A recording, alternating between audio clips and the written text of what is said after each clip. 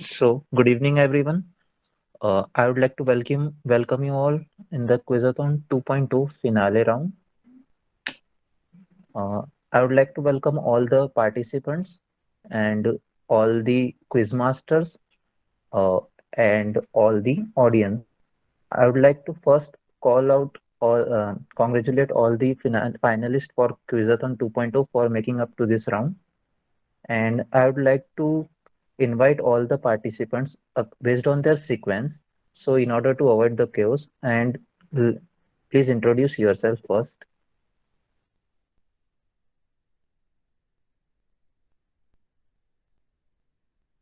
Participant one, please unmute yourself and introduce yourself. Good evening, everyone. This is Maurya here from Bhavnagar, Gujarat, and looking forward to the quizathon.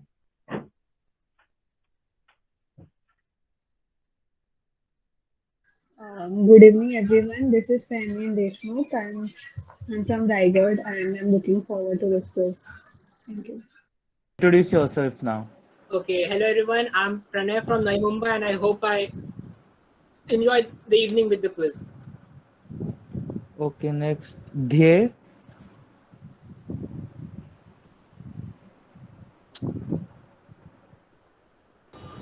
Hello everyone. Am I audible? Yes, yes, you are. Yes, they. So I'm Dhey Mishra. I'm from Kalyan, Maharashtra.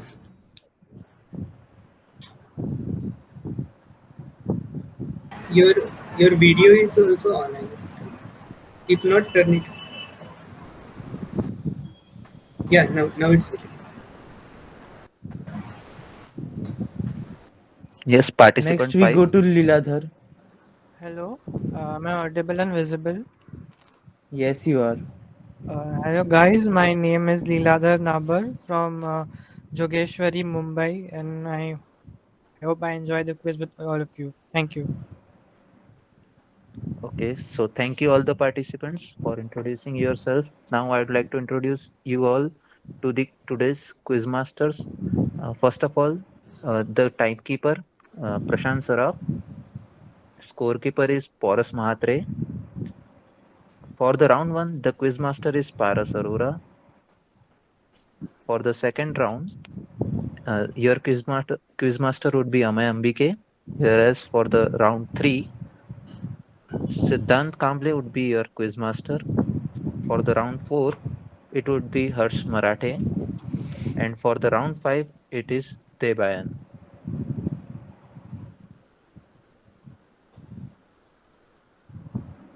Yeah, and for the tiebreaker round, Kshitij Pawar would be your quizmaster.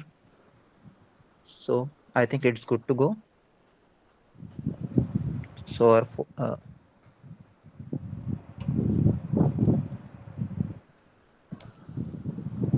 in this quizathon finale, we are going to have 5 rounds. The round one is diagnose it. As I had already said, the quizmaster would be Paras Arora, whereas the round two is imagery. Quizmaster is Amay Ambike. For the the round three is give examples, and Siddhant Kamble would be your quizmaster. Round four is multiple true or false. Harsh Marathe is going to be your quizmaster. For the round five, the rapid fire round, Debayan Banerjee would be your quizmaster. And if there is any tie, in case of any tie, the tiebreaker round would be conducted by Kshitij Pawar. So, all the 5 contestants, this is your path, this is your journey. So, let's start with the round one, diagnose it. I would like to invite Paras for conducting this round. Thank you, Pranav. Is everyone ready? So I'll start with the rules first. Next slide, please. So, okay, now be careful because it's important. A case will be read out to each finalist. After that, 45 seconds will be given to us. Then only your first answer would be considered. So be very careful while answering. पहला answer ही लेंगे. If you give a different answer, it won't be taken. Third rule is that the question will not be passed to other finalists. And For every correct answer, you will get plus 10. There is no. So, does anyone has any doubt? Paras, I Rules would are clear. like to Paras, I would like to reiterate one thing for all finalists, that you have to keep your cameras on full time as we mentioned in the message in the group. So please turn on your videos. Thank you. Yeah, thanks, Paras. Um, so everyone's clear with the rules. Does anyone has any doubt? No. Okay. So, am I audible properly, right? Yes, just please everyone mute your mic because there's some disturbance coming. So right now it's fine, but just don't do anything in the between. Okay. So Maurya, are you ready? Participant 1. Yes, I'm ready. Okay. So here you go. The first question. A 48-year-old man complains of swelling of the neck, collar of Stokes appearance, and shortness of breath of 1 week duration. He has noticed some nasal stuffiness with hoarseness of his voice for about 3 weeks and had attributed these symptoms to an upper respiratory infection. Next slide. He denies the use of alcohol but has smoked 2 packs of cigarettes per day for 30 years. Lately, he feels as though something is pushing against his throat. On physical examination, the patient's face appears ruddy and swollen. The Pemberton sign was positive. The jugular veins are distended. What is your most likely diagnosis? And your time starts now.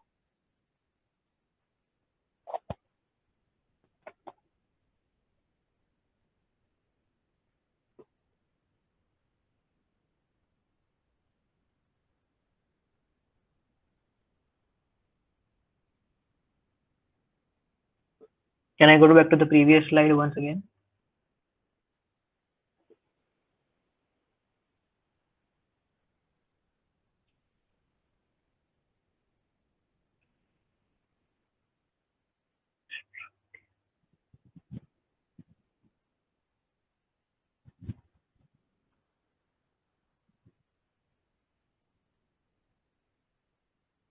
In the next slide, Timer. bronchial carcinoma. No, I'm afraid it's wrong. And your time was also up. Let's see the answer. The answer is superior vena cava syndrome due to infiltration of the carcinoma of the lung into the superior vena cava. This obscures the venous rhythm from the head and neck region, causing venous congestion.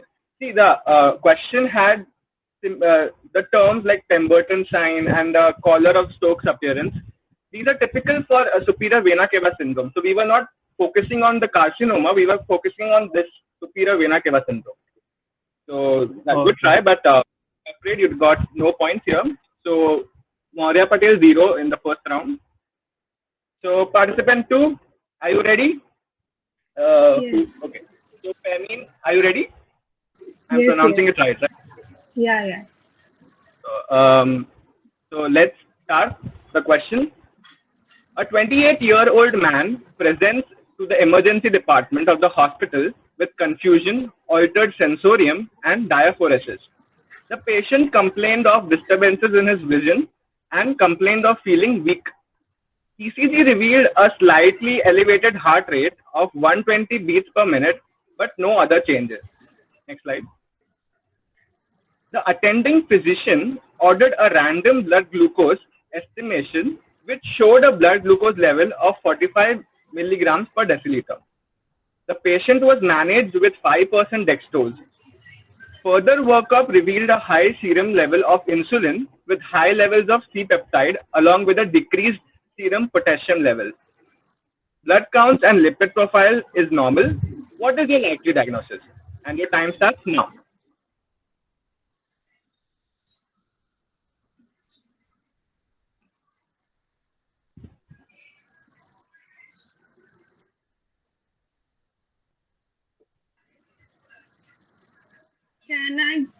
Can you go to the previous slide, please?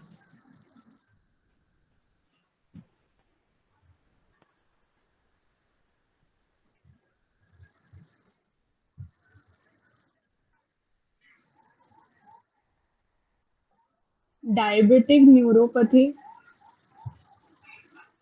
No, I guess I'm afraid you're wrong. So let's see the answer.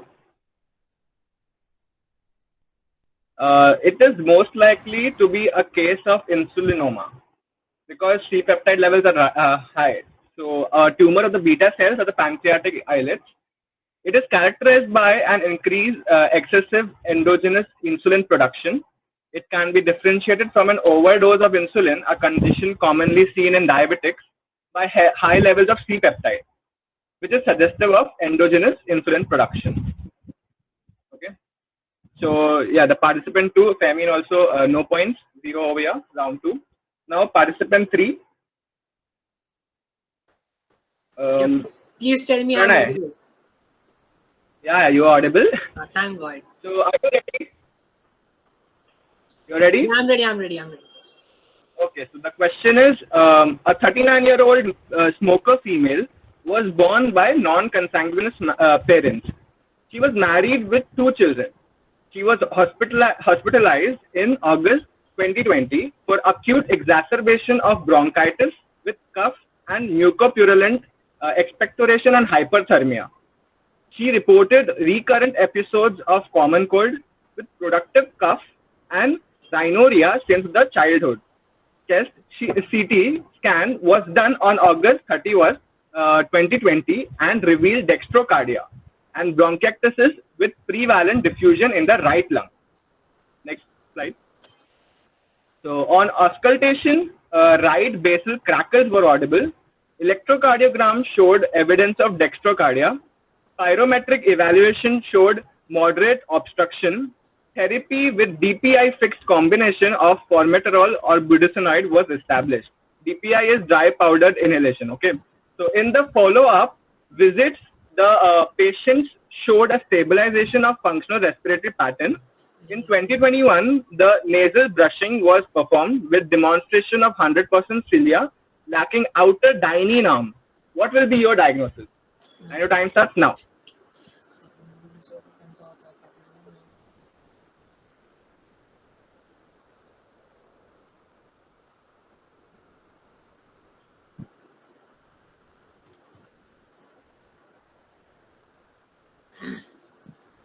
I do not remember the exact name. It's a ciliary mobility disorder, and it's. But okay, I don't remember, so I'll guess Cartagena syndrome. Absolutely correct. Yeah. But she had 2 children. Huh? She had 2 children. How is that possible? They're usually sterile. There's male infertility. Female infertility is very rare. Oh, sorry. She was a female. Oh. Male infertility is because sperm motility is reduced. So Cartagena syndrome, also called as primary ciliary dyskinesia, characteristic pride of situs inversus or dextrocardia, bronchiectasis, and chronic sinusitis. Absence of dynein in cilia and flagella results in immotile cilia and flagella. This will lead to chronic respiratory infection and male infertility. So this is the picture showing the electron microscopic view of the cilia. You can see the inner dynein arm is there, but the outer dynein arm cannot be seen. Generally, 2 dynein arms are there to connect the tubules. So the inner can be seen, but the outer is not visible over here. So yeah, well done. So Pranay Sinha, you got 10 points in the first round. Now let's go to participant number 4, Dhay Mishra. You ready? Yes. Okay, cool. So let's start. A 2-month-old infant suffering from increased vomiting and diarrhea is seen in the hospital and observed to have significant abdominal distension due to hepatosplenomegaly. Unfortunately, the infant does not survive. Next. Autopsy reveals calcification of the adrenals and massive accumulation of cholesterol esters and triglycerides in most tissues. Analysis of enzyme activity in fibroblasts and lymphocytes demonstrates a significant acid lipase cholesterol ester hydrolase deficiency. These clinical findings are indicative of which disorder? And your time starts now.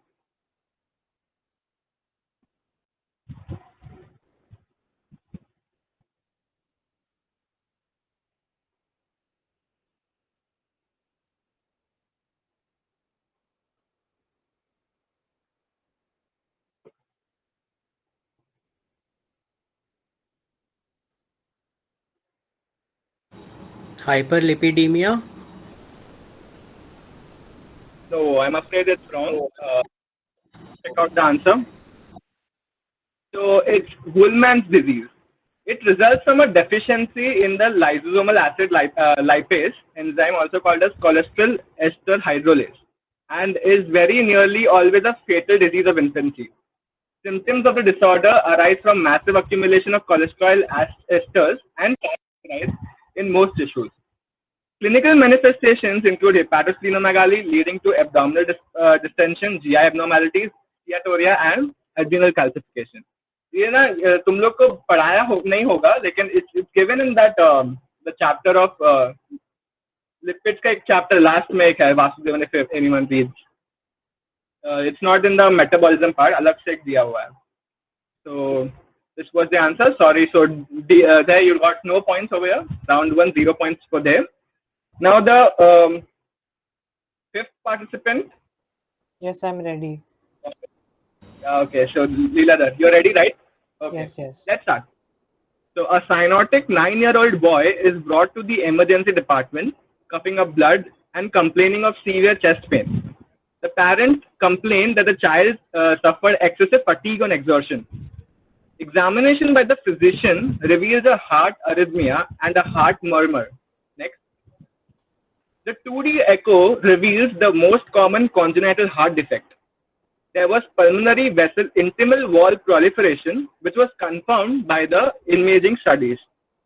Looking at the history and examination findings, what will be your diagnosis? Your time starts now. Tetralogy of Fallot. No, you're wrong. See, the question had main things like the pulmonary vessel, the intimal proliferation was there, but the VSD was also there. So there was left to right shunt. So Eisenmenger complex or tardive cyanosis is the process in which a left to right shunt caused by congenital heart defect causes increased flow through the pulmonary vasculature, causing pulmonary hypertension. This in turn causes increased pressure in the right side of the heart and reversal of the shunt to the right to left shunt. Next. So the Eisenmenger syndrome is go back. So it is a cyanotic heart defect characterized by long-standing intracardiac shunt caused commonly by the ventricular septal defects. The child complains of excessive fatigue on exertion due to shunting of the blood from left to right. Later, pulmonary hypertension causes marked proliferation of tunica intima and tunica media of the pulmonary arteries and arterioles, thus narrowing the lumen. So initially, there's no pulmonary hypertension. Initially, there's just the VSD. Then after some years, the pulmonary hypertension manifests, and then the child suffers from excessive exertion and cyanosis. So, agar tetralogy of Fallot hota, so the newborn only would have been cyanotic. You could have seen the TET cells and all. वो सब question में दिया होता है. But here you can see the child has grown. उसके बाद he has exertion and all. So you have to rule out tetralogy of Fallot acid. Okay. So Leela also no points. Matra, you got now. Only I guess Pranay got, right? Yes. So, well done, guys. Now let's go for audience. Audience, are you ready? You have to answer on the chat box, okay? So let's start with the audience round. A 3-month-old infant who otherwise appeared normal during the first 2 months of life, except for a bout of hyperbilirubinemia, is now clearly exhibiting developmental delay. In addition, the infant's hair has become grayish and dull, and there is a stubble of broken hair over the occiput and the temporal regions. Next. The facial appearance has also changed such that the infant has very pudgy, abnormal eyebrows and sagging jaws. The occurrence of frequent convulsions was a stimulus for the parents to bring their child to the emergency room. These rapidly deteriorating symptoms are indicative of which disorder? Your time starts now.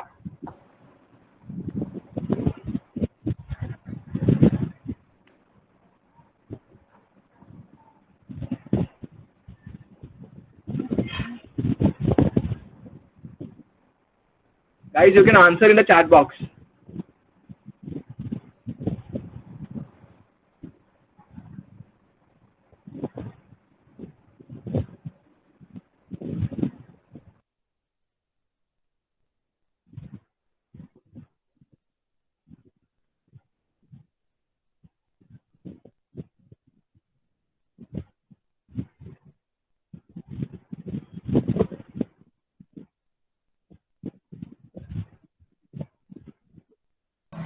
Time up. Time up. No answers. The finalists, any guesses? Anyone else guesses? Any guesses?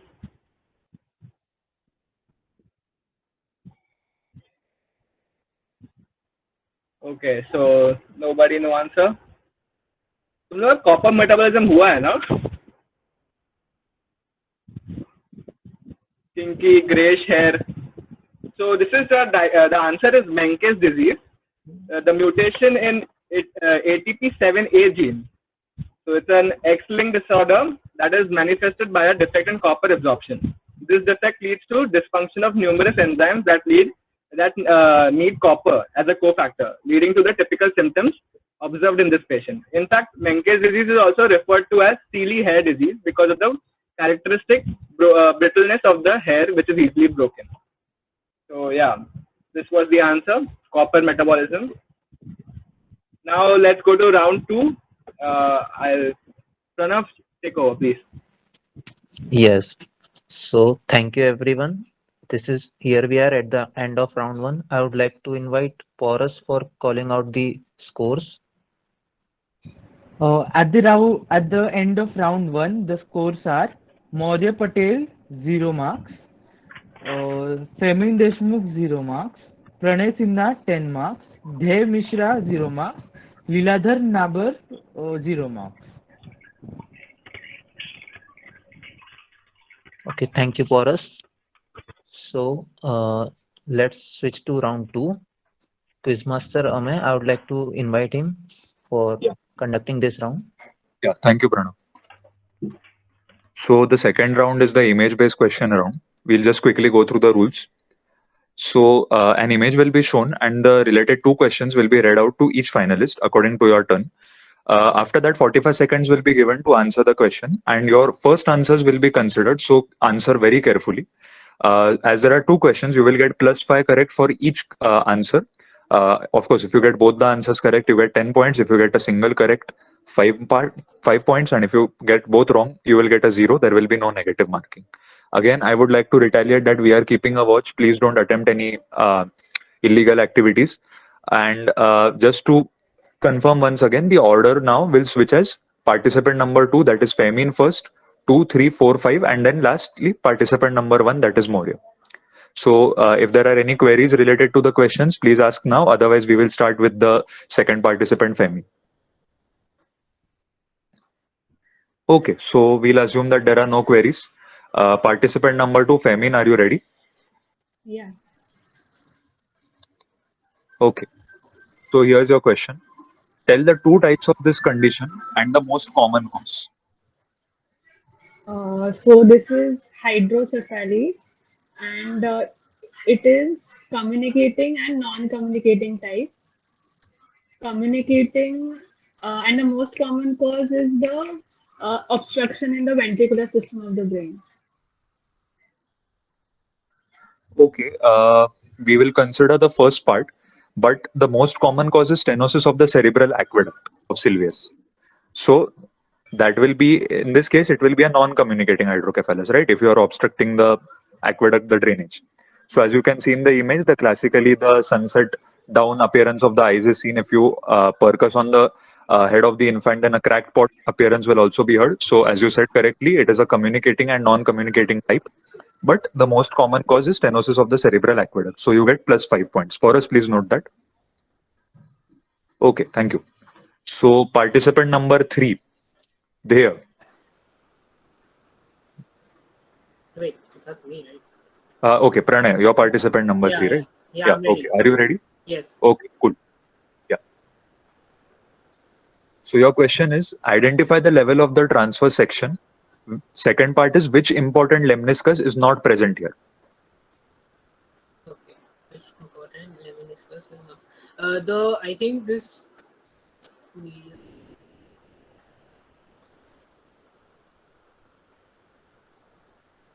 This is the section at superior colliculi and the lateral lemniscus is absent here.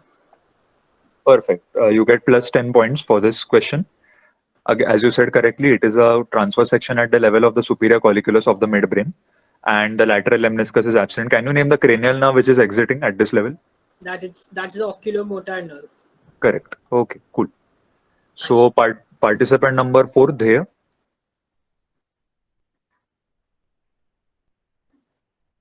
Dheya Mishra. Yes.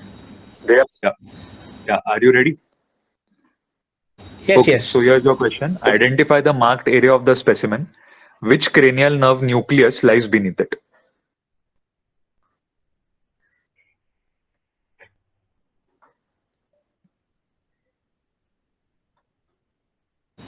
Vagal triangle, vagus nerve. I am afraid that's wrong. The answer is that the area is facial colliculus. And as you know, the nucleus is the abducent nucleus, but the genu of the facial nerve loops around the abducent nucleus. So it is a common question in your vivas that which cranial nerve nucleus lies beneath it. Most commonly, we tend to answer the facial nerve nucleus. That is not the case. The answer is the abducent nucleus covered by the genu of the facial nerve. Okay, so unfortunately you get 0 points for this question. We'll move on to participant number 5, Leeladhar. Are you ready? Yes. Yes, I'm ready. Okay. So here's your question. Identify the foodstuff and what is the disease that occurs with the excessive consumption of the same? The food stuff, this is licorice, Okay. and the disease is it is an excess of mineralocorticoid disease. I don't remember the name. It's AME. Yeah. Can you just expand that? I'll give you marks for this question. Can you just expand that? I don't remember A.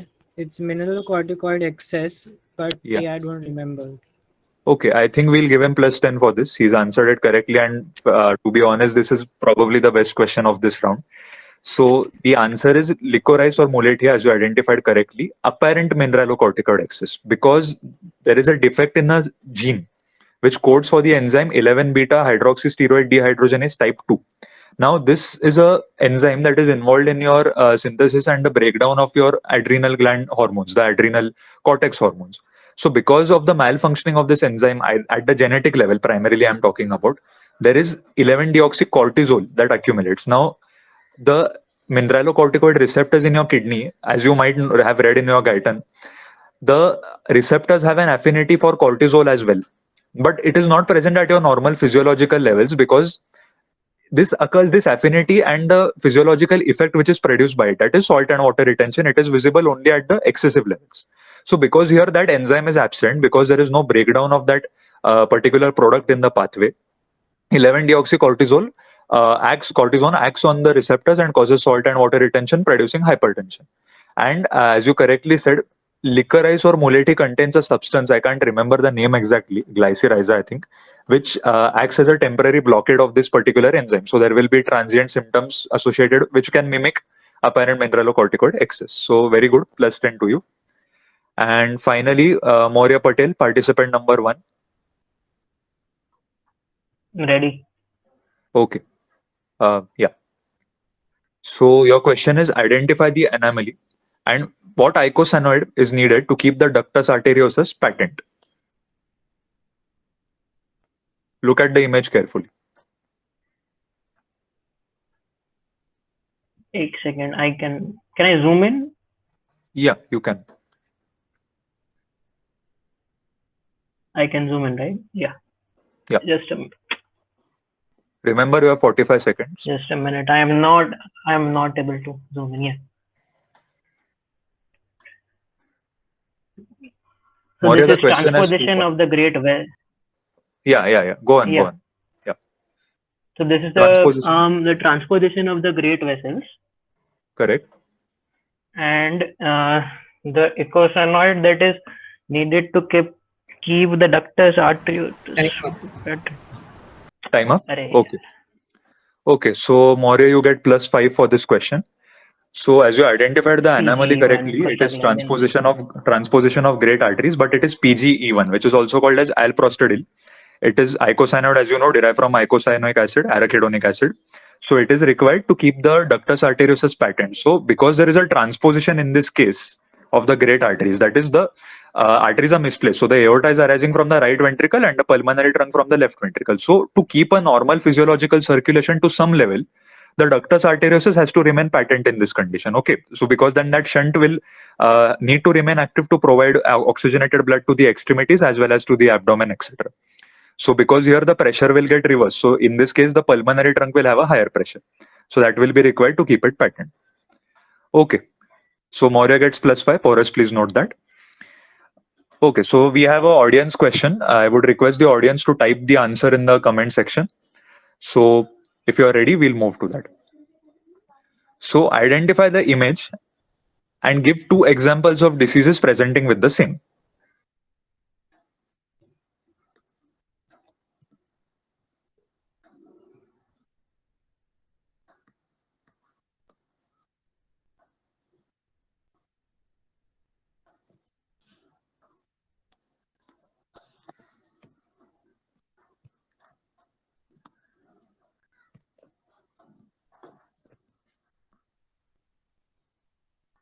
So do we have any responses? Papilledema, no, I am afraid papilledema is wrong.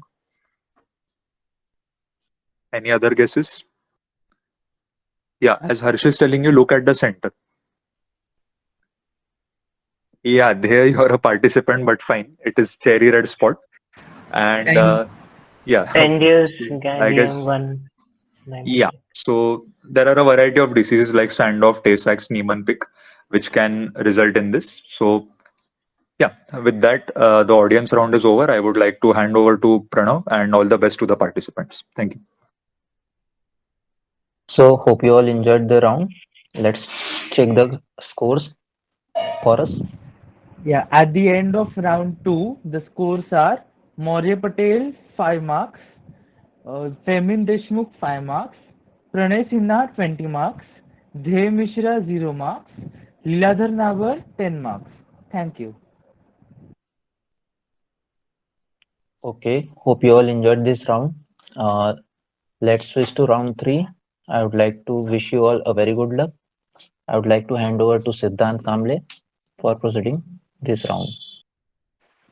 Thank you, Pranav. Am I audible? Hello? Yes, Siddharth, you are ready. Okay. Good evening, everyone. This is Siddhant, and I'll be the quiz master for round 3, which is give examples. So let me tell you the rules. A question would be read out, and after that, 30 seconds will be given for answering the question. And you have to give 2 correct examples. So we are expecting 2 correct examples for this round, which will fetch you plus 10 marks. Otherwise, you get a straight 0 in this round. There is no partial marking, remember that. And if you give any wrong example, you will again score 0. So let me just summarize. You have 30 seconds, think and answer. We are expecting 2 correct answers, 1 correct answer, and you get a 0. So I hope the rules are clear, and we move to participant number 3, Pranay. Are you ready? Yeah, I'm ready, yeah. Give 2 examples of sulfur-containing vitamins. Your time starts now. Cysteine and methionine. Wait, sorry, sulfur-containing vitamins. That's vitamin B5 and दूसरा क्या था? B5 and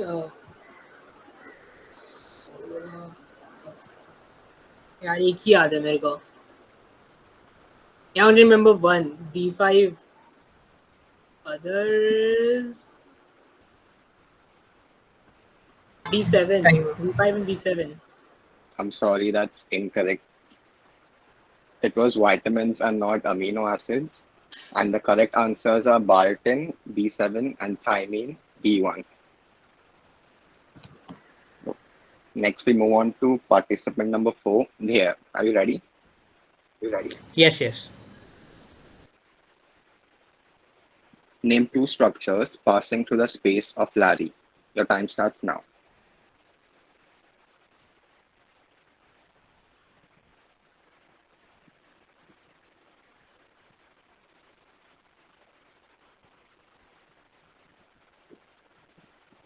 Inferior epigastric artery.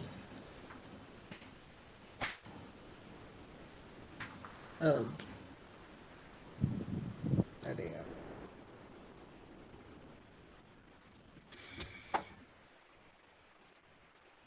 Time. I'm sorry, dear, that's incorrect. Let's move on to the answer. So we have the space of Larry, also known as the costal xiphoid gap or the sternocostal hiatus, which is a space between the muscular slips arising from the xiphoid process and the seven costal cartilage. And you have the structure which is superior epigastric vessels which pass through it. So the answer I was expecting was superior epigastric artery and superior epigastric vein. I'm sorry, that's 0 for you in this round. Let's move on to participant number 5, Leeladhar. Are you ready? yes. Give 2 examples of non-heme iron containing proteins. Your time starts now. Non-heme. There is mm, the enzyme transferrin and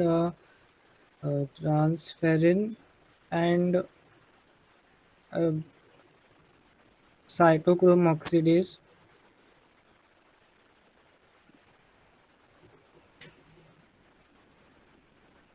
Time. I'm sorry, Leeladhar, cytochrome oxidase was the wrong answer. So you have the non-heme iron containing proteins, which are as follows: aconitase, transferrin, ferritin, hemosiderin, and enzyme phenylalanine hydroxylase. Well, when you move to heme iron containing, you have hemoglobin, myoglobin, cytochrome C, the one which is cell cytochrome oxidase, tryptophan pyrrolase, catalase, and nitric oxide synthase. So I'm sorry, that's 0 points for you in this round. Let's move on to participant number 1, Maurya. Are you ready? Yes, I'm ready. Name 2 vasoactive hormones causing arterial dilation and venous constriction. Your time starts now.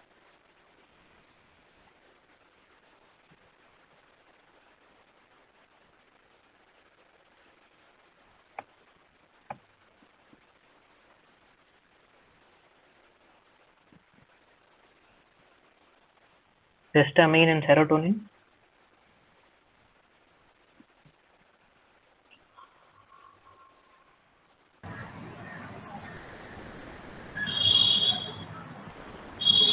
Time. I'm sorry, that's incorrect. The correct answers are histamine and bradykinin. Bradykinin. So these are your vasoactive substances which act as local hormones, and you'll also learn more about these 2 next year in pathology as well. So we move on to participant number 2, Shamin. Are you ready? Yeah.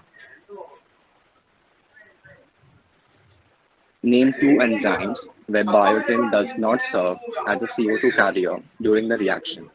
Your time starts now. Oh, shit.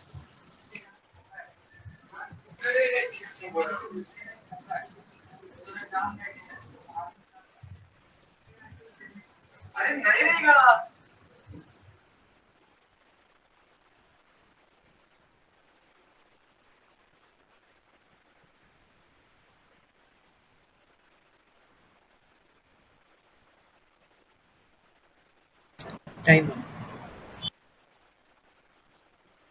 Sorry if I mean time up. Let's move on to the answers. This is an important Viva question as well, as far as I remember. And you have the biotin independent carboxylation reactions catalyzed by enzymes such as carbamyl phosphate synthetase. And you have the reaction where addition of CO2 to C6 in the purine synthesis, that is AIR carboxylase. So your AIR stands for aminoimidazole ribonucleotide. You also have malic enzyme, which involved in the process of conversion of pyruvate to malate, which is also biotin independent. And another common example is also your vitamin K dependent gamma carboxylation. The enzyme involved is gamma glutamyl carboxylase. So I think you guys should remember at least 3 examples. This question is asked in your exams. So let's move on to the audience round, I guess.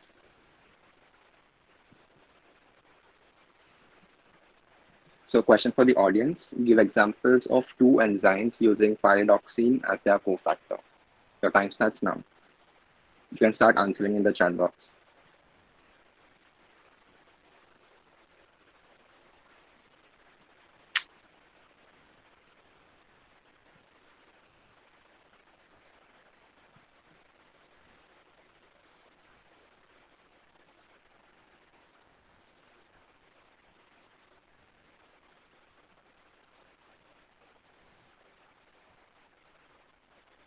I don't see any responses. Time. Yeah, Vashini, that is correct. Vedant, that is correct. So we have the answers to this question.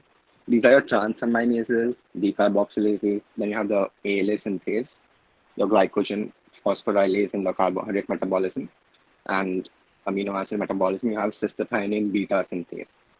I mean, this is a common question asked in your exams. So I hope you guys remember this, and good luck for the next round. That's all for this round. Thank you. Siddhant, can you please repeat the score of each individual participant for this round? Yeah, I can do that. So we have participant number 1, Maurya, 0 points for this round. Then Femi, again a 0. Pranay, a 0 as well. Then we have Dhye, who also scores 0 points in this round. And we have Leela Dhar, who also scores a 0 in this round. Thank you. Okay, Pranav, you can continue to the next round. Okay, let's switch to the round 4, multiple true or false round. I would like to invite Quizmaster Hurst for conducting this round. Okay, hello everyone. First things first. Hello, am I audible? Yes, sir, you are audible. Okay, so if there is any background disturbance from my side, please tell me because right now there is a drilling work going on in my house. So we'll proceed to the rules of this round. Srushti, you can show the rules.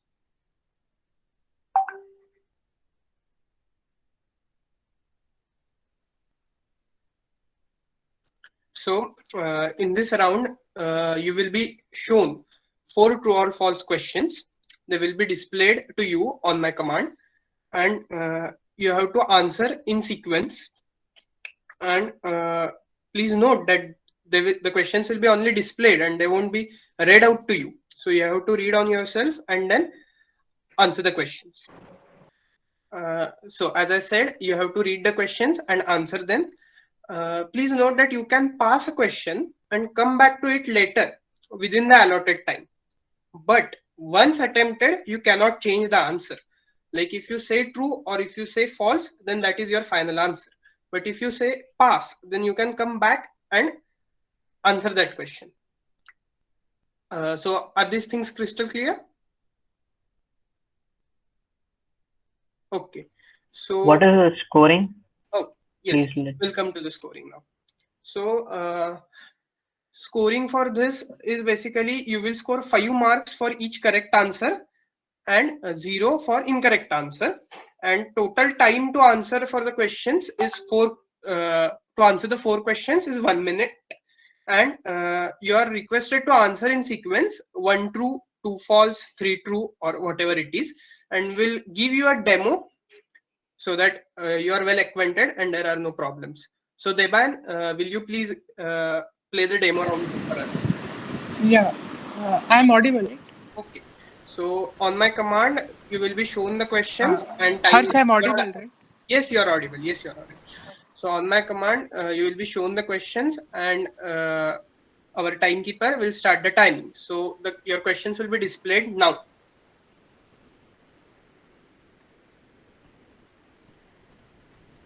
One is false, 2 is true,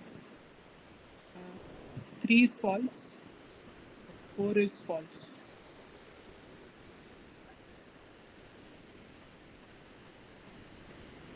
Okay, Devan, you have answered. So we'll go to the answers. So you have answered the first 3 questions correctly. The 4th question was wrong. So as this is demo round, I am not explaining right now. So we'll proceed to the actual round. So is participant 4 ready? Yes, yes. Okay. So your questions will be displayed now.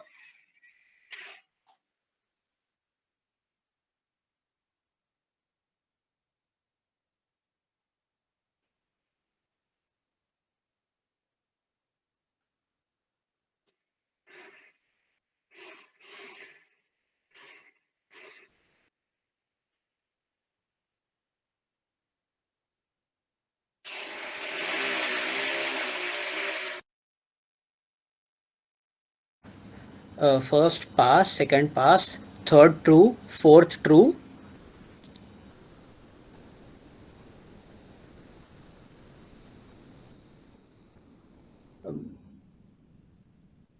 First true, second false.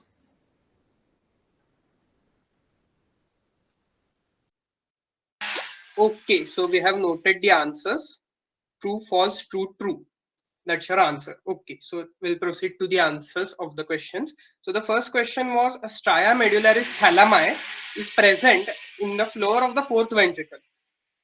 So this is false because when I say thalami next to stria medullaris, we go to entirely different location, which is in the roof of the third ventricle, and it is actually something going to habenula.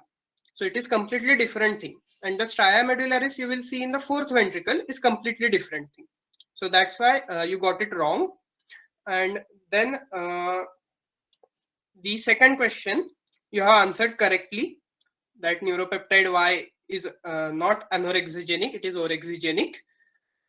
Then the third question you have also answered correctly, true, but the which was actually ApoC2 is activator of lipoprotein lipase. So this is straightforward correct thing. And the fourth question, which is second esophageal constriction, is present where it is crossed by left principal bronchus. So you answered it as true, but it is unfortunately false. So understand that the second constriction is due to aorta, and the third one is due to the left principal bronchus. So just understand that aorta arches over the pulmonary artery and the bronchus also. So it is higher up. So it is the one causing the second constriction. So I guess you have answered two questions correctly and you will be getting 10 points. Paurus, please note. Yes. Okay, so we are ready for participant number 5. Yes, I'm ready. Are you ready? Okay, Leela. So your questions will be displayed now.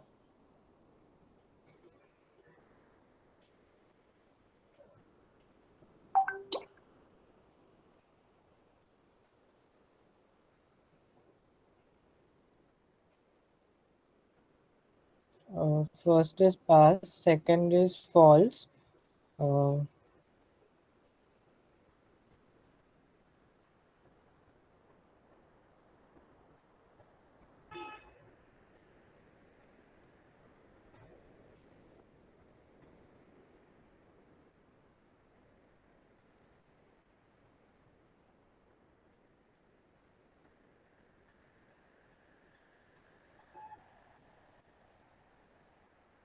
First is also false.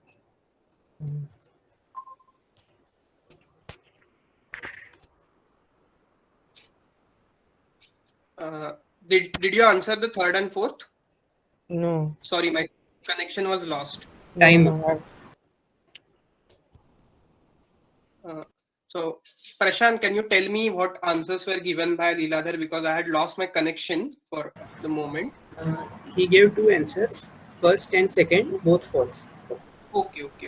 Thank you. So Leeladhar, both answers are wrong, unfortunately. So see, mesencephalic nucleus of trigeminal nerve is something that is derived from neural crest cells. So it is very important that you remember all derivatives of neural crest cells, and they are remembered by a famous mnemonic with all Bombay Medical College names. So just go through that, you will find mesencephalic nucleus of trigeminal nerve there.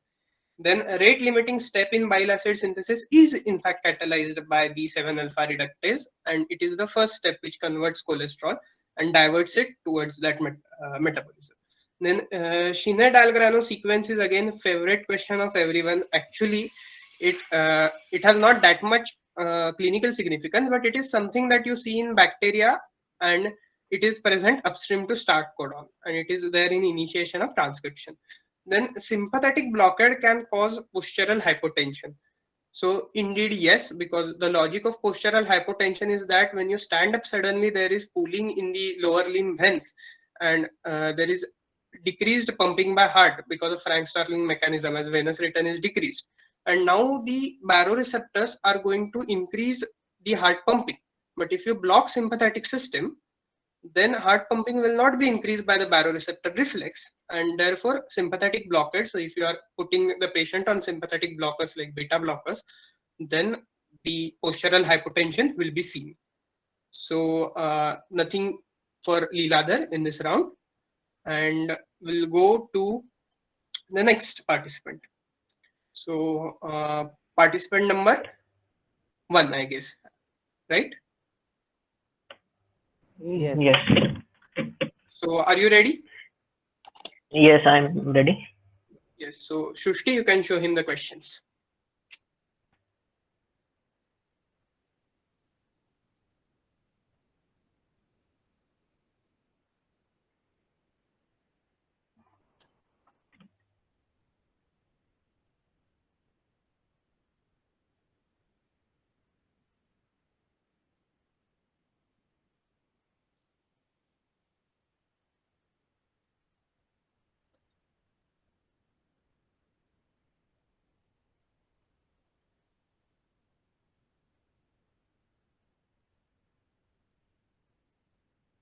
First pass, second pass, third pass, fourth is true.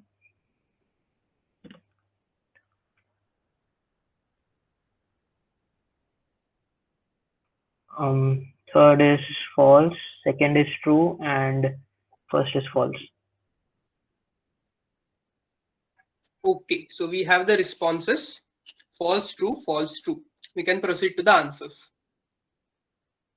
So the first question, which was skeletal muscles of face are supplied by general somatic efferents, is a false statement because they are supplied by general visceral efferents. Remember, all derivatives of pharyngeal arches are supplied by general visceral efferents. The second question, which was GLP-1 stimulates food intake. So which you answered as true, but it is actually false. So you have lost this question. Now remember, GLP-1 will be secreted after you eat food, and it is going to pancreas and telling pancreas to secrete insulin. So you can understand GLP-1 as indicator of satiety.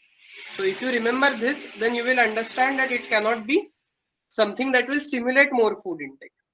So that is a logical thing. Then, so this is a fact, again, which you have answered wrong. Factual information that in congenital Horner syndrome, apart from the standard features, ample, which are anhidrosis, meiosis, and ptosis, then a loss of ciliospinal reflex and all those symptoms, you also see heterochromia iridis. So heterochromia iridis is basically change in the color of iris. And iris appears specifically paler. The affected iris specifically appears paler if the person is having congenital Horner syndrome. And there are other differentials also to this, so you can go and read if you are interested. Then eukaryotic DNA polymerase alpha has primase activity. Yes, it indeed has, but the other DNA polymerases present in eukaryotes, gamma and delta, they don't have the primase activity. So you have answered 2 questions correctly. You get 10 marks. Are we clear? Yes, thank you. So we can go ahead and participant number 2. Yes. Yes, Okay. I'm ready. Okay. So your questions will be displayed now.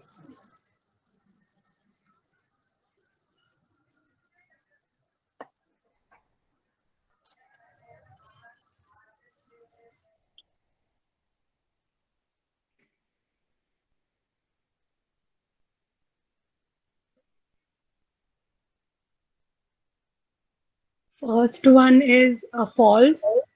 Second is second pass. Third is false. Fourth,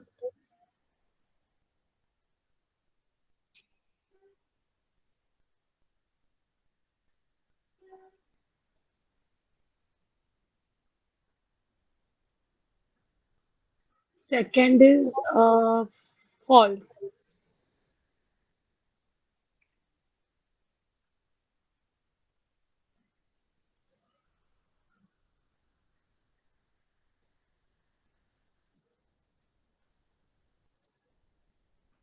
Time. Okay. So all 3 questions have been answered as false, and 4th one is passed. Am I clear? We can proceed to answers. Okay. So the first question was, all nuclear back fibers are dynamic in nature, and this is indeed a false statement. And this is something that you should know, and you will not know if you are only following Guyton, because this is not given in Guyton, but you can check Ganong, in which you will find the static nuclear back fibers. Then the second question, which you have answered as false, but it is true. And so understand this concept, because this is a little different thing. When there is 17 alpha hydroxylase deficiency, 17 alpha hydroxylase is something which converts the mineralocorticoids into the glucocorticoids. So when that enzyme is deficient, you expect mineralocorticoids to increase.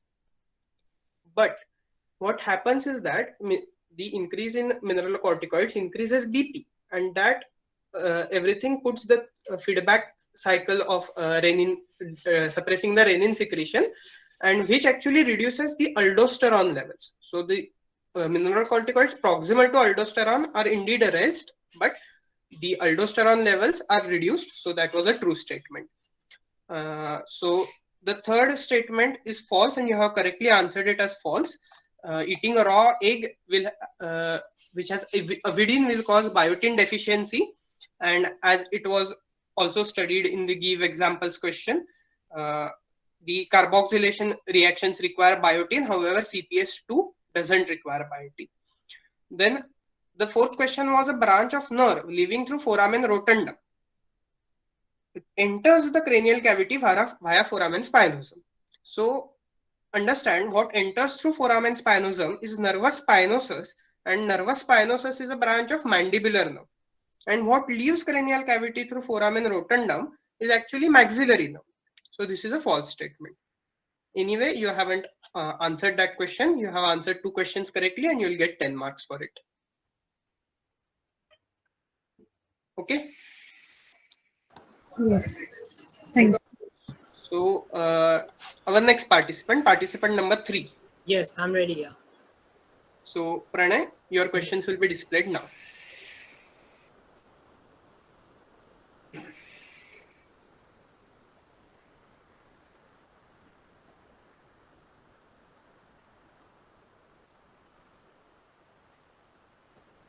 First pass, second true, third pass, fourth false,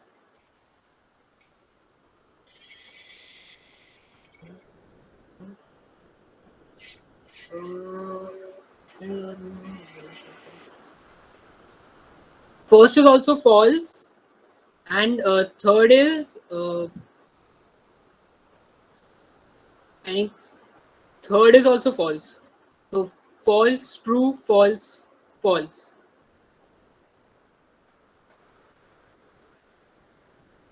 Yes, I have noted them neatly. So let's proceed to answers. So the first question was, facial nerve lacks the general visceral afferent component ending in nucleus tractus solitarius, and this is a true statement.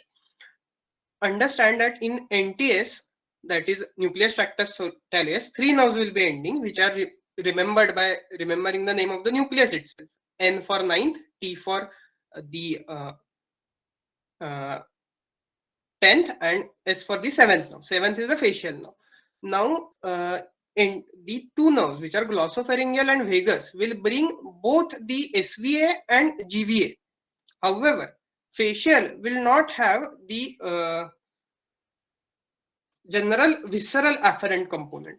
And this is because general visceral afferent component is basically your blood pressure sense, or that baroreceptor ka thing. So that is brought by glossopharyngeal and the vagus nerve, not by facial nerve. So it is okay. I guess you have not been explained all the nerves, just the general lecture of functional components is over as of now. Then the second question you have answered correctly, which is the paracrine effect of glucagon to increase the insulin secretion. Third question is, synthetic PTH is used in treatment of osteoporosis. So like, this is a paradoxical thing for any first year student, because the synthetic PTH, teriparatide, is given in doses, intermittent doses, pulse therapy, and the fact that there is transient effect of PTH, which is osteogenic, But upon chronic administration, it actually causes the osteoclastic activity. So you can learn this. This is clearly mentioned in Costanzo or BRS if you read. Then the last question, which is night blindness is the first sign seen in vitamin A deficiency. So this is a wrong statement because night blindness is the first symptom that you see in vitamin deficiency. The patient tells that I am having difficulty in seeing things during dark. However, the first sign per se, according to Rebecca James Mann, is loss of sensitivity to green light. So you have answered 2 questions correctly, you will get 10 marks. Okay.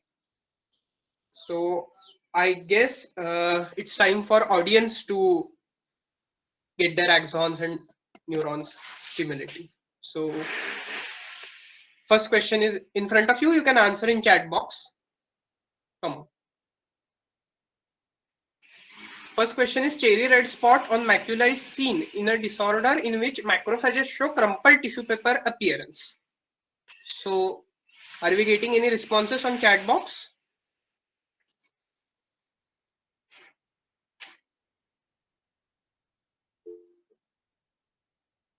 False.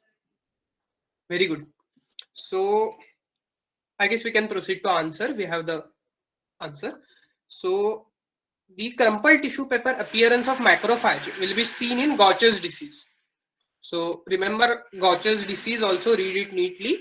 There will be many features like Erlenmeyer flash deformity and all. And you will find that it is one of the sphingolipidosis which is very important. However, there is no actual true cherry red spot in Gaucher's disease. Whatever reddishness you may see is called as pseudo cherry red spot. So this is a factual thing. We can proceed to next question. So does ceruloplasmin does it have peroxidase activity or not? So we have the answer. We can proceed to the answer, I guess. So yes, ceruloplasmin is something that has peroxidase activity. Remember, in iron metabolism, there is a protein called hephaestin, which is present on the basolateral membrane of the enterocyte, which has peroxidase activity and similar activity of converting Fe2 plus into Fe3 plus, because Fe3 plus is the one which will be binding to plasma proteins, is also harbored by the ceruloplasmin, which is present in the which is a copper containing plasma protein present in blood. So we can go to the next question. Contralateral ataxia is a feature of Weber's syndrome. True or false?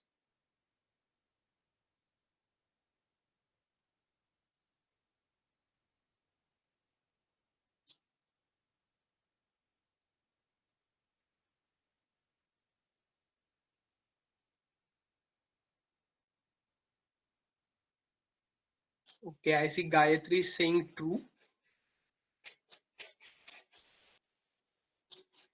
As I am waiting, Vedant is guessing false, I guess. So yes, it is a false statement. So read those 3 things neatly: Benedict syndrome, Weber's syndrome, and Claude syndrome.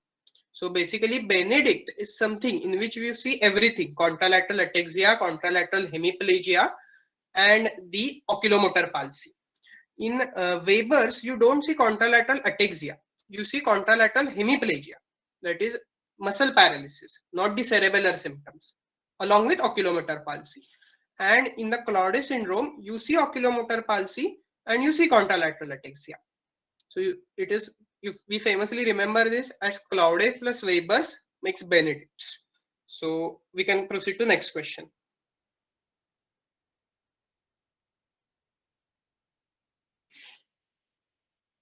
Golgi cells contribute not only axons but also dendrites to cerebellar glomerulus.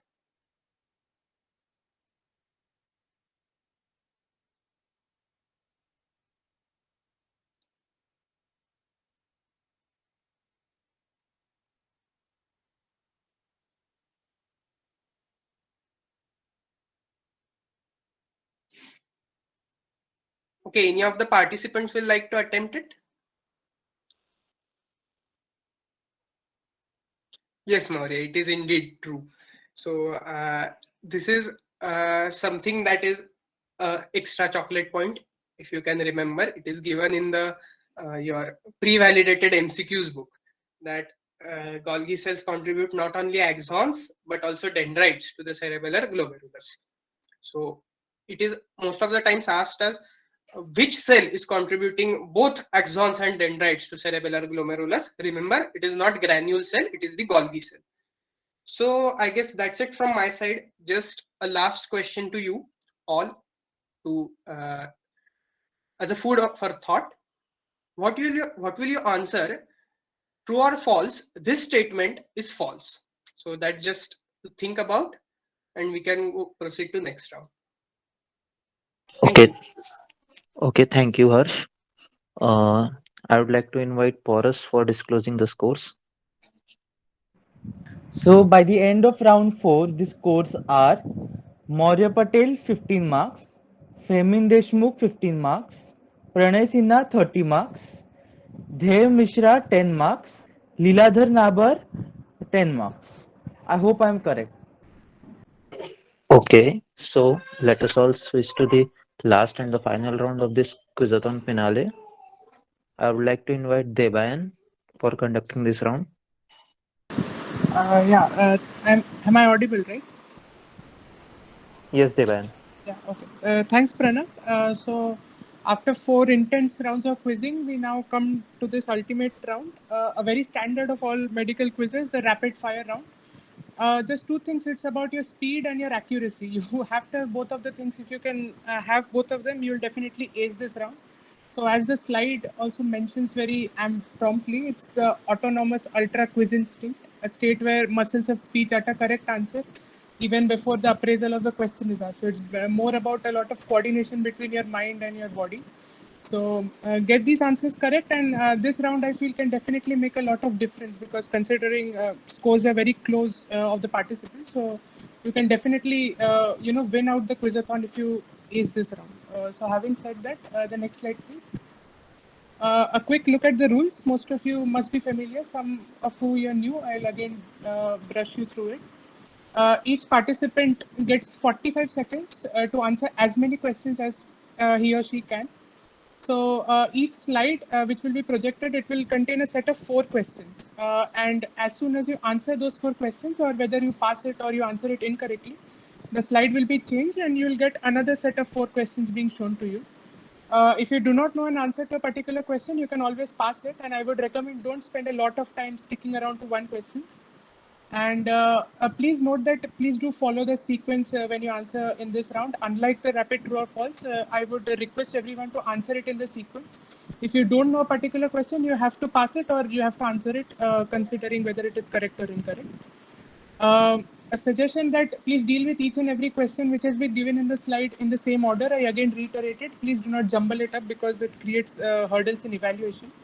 So please answer as they have been displayed, and you can proceed as per the slide goes. A look at the marking scheme.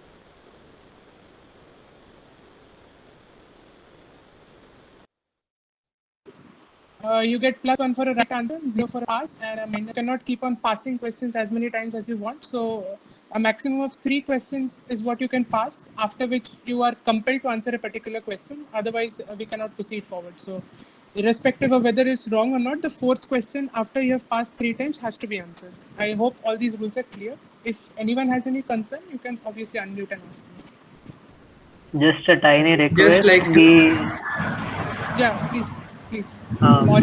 Request is just be fast while changing the slide. There will be 2 persons. Yeah, I was going to say that only. I was just reminding Srishti that here no one will say the next slide or pass. As soon as the 4th question is answered or is passed, you can change the slide as fast as possible. And please guys also note that I won't be reading out the questions. It's similar to the true and false round, wherein it will be displayed to you. You can just as soon as you see the questions, you can start answering and answer as many as you want within the limit.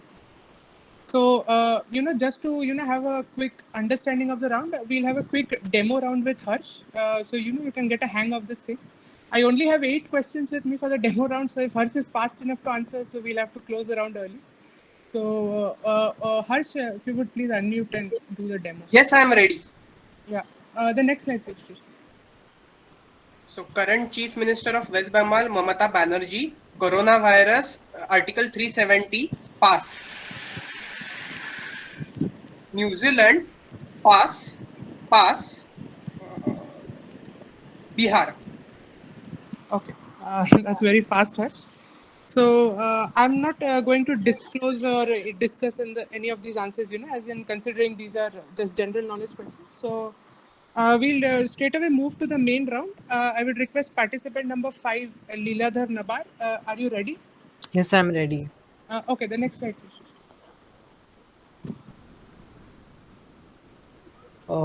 First is vitamin D. Sorry, not vitamin mineral is asking.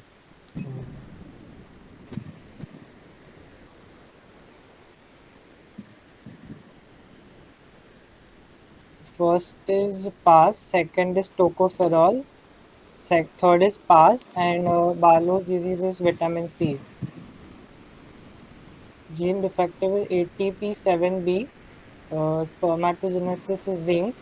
Niemann-Pick disease is sphingomyelinase. Most essential fatty acid is linoleic acid. Tay-Sachs disease is due to accumulation of Time. Okay, Leeladhar, that was great. You have answered most of the questions correctly. So, as per I have noted, you have passed 2 questions and you have answered 6 of them correctly. So, you get a +6 for this round. We'll just have a quick discussion of the questions. So, which mineral deficiency can interfere with the metabolism of vitamin A from the liver store? It's zinc, because it helps to mobilize the vitamin A from the perisinusoidal cells of ITO. Biologically most potent form of vitamin E, it is alpha tocopherol, as you have correctly answered. And the third question which you have passed, the intrinsic factor receptor present in the ileum, it's a factual question, tubulin. The fourth one, infantile scurvy or Barlow's disease, it's vitamin C deficiency, correctly answered by you. The defective gene in Wilson's disease, it is the ATP7B1 gene. It's for Menkes, it is ATP7A1. I would request, I would recommend you remember these two. At times, it's asked in the Viva at times. So the next question was the mineral deficiency that leads to impaired spermatogenesis. The mineral, it is zinc. And in case you are asked about vitamin which leads to infertility, it's vitamin E. Then the enzyme deficient in Niemann-Pick disease, sphingomyelinase. Again, a very common question, the sphingolipidosis, the deficient enzymes. There is a chart in Satyanarayana where you can, have it all at once. You can revise that. The most essential fatty acid, which you have answered correctly, it is the linoleic acid. And Tay-Sachs disease is something you did not answer, so I have stopped you there. So it's 6 questions correct and 2 questions passed. So +6. Forrest, please make a note of that. And Srishti, you can change the slide, because since we have seen the questions, you can start it from the next slide when I tell. So participant number 1 now, Maurya Patel, are you ready? Yes, sir, I'm ready. Okay, Srishti, the next slide, please. Start. Chylomicrons, lipoprotein, the indicator of pass, dopamine, anterior posterior diameter, vein of Marshall runs into the left into the coronary sinus. Second pass, figure of 3, the coarctation of aorta, temporal facial lateral pass. Last is passed. Hello. C3, C4, C5. Spindle, the muscle spindles. PRL, the parathyroid hormone.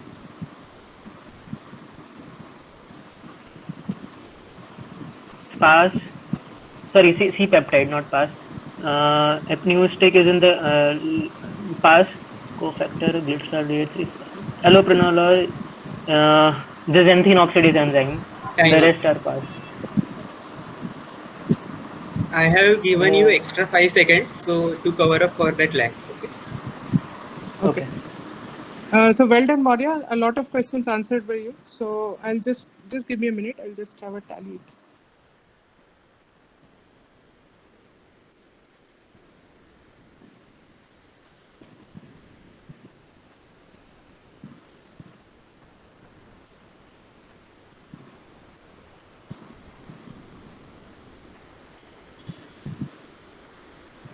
lipoprotein.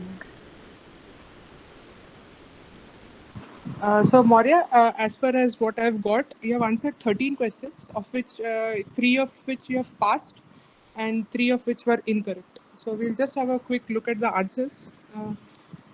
It started with which lipoprotein remains at the origin during electrophoretic separation. You have answered that correctly. It's chylomicron. Whenever we do a serum protein electrophoresis, chylomicron, because of its large size, it remains near the cathode end. Lipoprotein X, which was passed by you, the answer is cholestasis. It's a common, quiz question which you can get. LPA. Yeah, you were saying anything? Is Yeah, Maurya, did you say anything? yes. Were you saying something, or can I continue? No, I was not saying something. Yeah, I thought you. I'm sorry. So lipoprotein X, it is an indicator of cholestasis. So you have one more lipoprotein, which is lipoprotein A, which is an indicator of atherosclerotic CVD. cardiovascular disease. Yes, exactly. So neurotransmitter present in substantia nigra, it is dopamine. Correctly answered. Bucket handle movement, it is responsible for increasing the transverse diameter, not the anterior-posterior diameter. You answered that incorrectly. The oblique vein of the left atrium or the vein of Marshall, it drains into the coronary sinus. Correctly answered.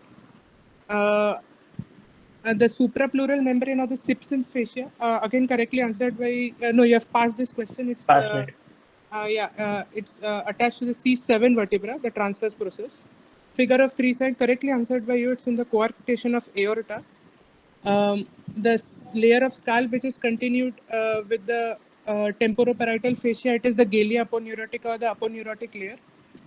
Root value of supplying the diaphragm, it is C3, C4, C5. You have answered that correctly. This next question, you have answered that incorrectly. It is the question said that a muscle sensor which detects muscle tension. You have answered muscle spindle. That's wrong. It's Golgi tendon organ. Golgi tendon organ. Yeah. Okay. The major hormone responsible for lactogenesis, correctly answered. It's prolactin. Hormone produced by C cells of the thyroid, it is not parathyroid hormone, it is calcitonin. Calcitonin. Yeah. And the C peptide, it is, you have answered that correctly after some fumbling. So I have given you that. It's C peptide is the correct answer. Moving on to the next set of questions, the apneustic center, it is located in the pons. Pons. You have passed that question. I have not given you marks for the next question because I guess you didn't answer. I didn't get a response from your side. And allopurinol xanthine oxidase inhibitor, that is also correctly answered. I stand corrected, Leeladhar. You have answered 16 questions and you have passed 5 of them. And okay, so we move on to the next participant. Participant number 2, Fehmeen.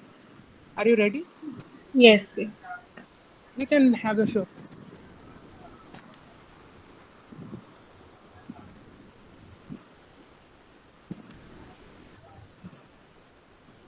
Actually, I think this slide was shown initially also. Then you can I saw this slide because. Okay. It was there during my end. Yeah. Okay, then we can have the next slide for you. Prashant, restart the timer.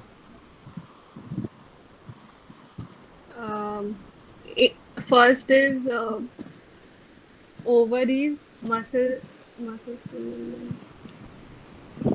The length monitoring system of the muscle fiber and monitoring area number 21.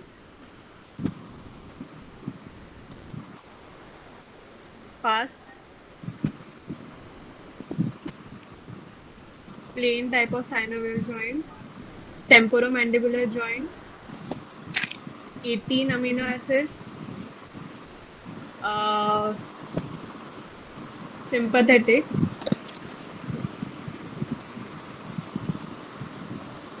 Pass.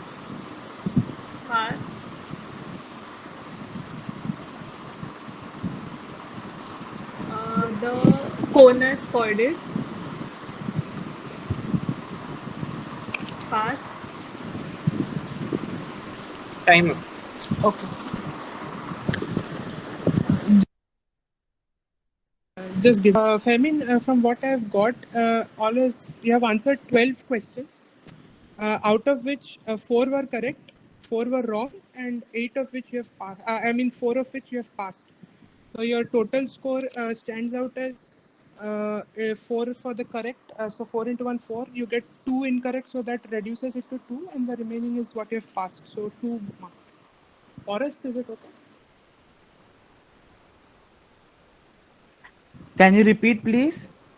Yeah, she has answered 12 questions. 4 were correct, 4 were wrong, and 4 were passed. So she gets 2 marks because 4 into 1 is 4 and 2 for the Yeah. negative marking. Yeah. Yeah. So we'll have a quick discussion of the questions. Inhibin in females, it is produced by the granulosa cells, not the ovary. The second question was the muscle spindle helps in monitoring which parameter. It is muscle length, as you have correctly answered. Brodmann's area corresponding to the primary auditory area is not area 21, what you have told. It is rather area 41 and 42, the anterior transverse temporal gyrus or the Heschel's gyrus. It's a question very commonly asked in Viva. So the next question, which you have passed, which channels are present in beta cells of islets of Langerhans? It is the ATP sensitive potassium channel. So it is the channel which the insulin secretion is monitored based on your blood glucose levels. So whenever your blood glucose level increase, the glycolysis helps to generate phosphorylated derivatives, which closes this channel. So that was passed by you. Costotransverse joint, it is a plain variety of synovial joint. You have answered that correctly. You are asked to name a ball and socket joint in the head and neck region. You have told me it's temporomandibular. It's incorrect. It's a condylar variety of synovial joint. Ball and socket varieties is the incutostapedial joint in the middle ear cavity. Angiotensin 2, it's an octapeptide. You have answered it 18 to me. That's incorrect. Sympathetic, it helps in ejaculation. Erection, it is the function of the parasympathetic nervous system. Fatty acid present in milk, it is the docosa hexanoic acid or the cerebronic acid. You have passed this question. Ganglioside, which accumulates in Tay-Sachs disease, it is the GM2 ganglioside. The next question is the smooth outflow part. It develops from the bulbus cordis. You have answered that correctly. And umbilical artery is physiologically a part of the internal iliac artery. You have passed this question, and that was all I have got from you. We'll change the next slide because I believe it skip was this shown slide, up here. So the next participant is participant number 3, Pranay Sinha. Are you ready? Yes, I'm ready. Yeah. So see the next slide. You can start as soon as the slide finishes. Peroxisomes, evidence of enzyme, OMP decarboxylase and orotic phosphoribosyl transferase, pass,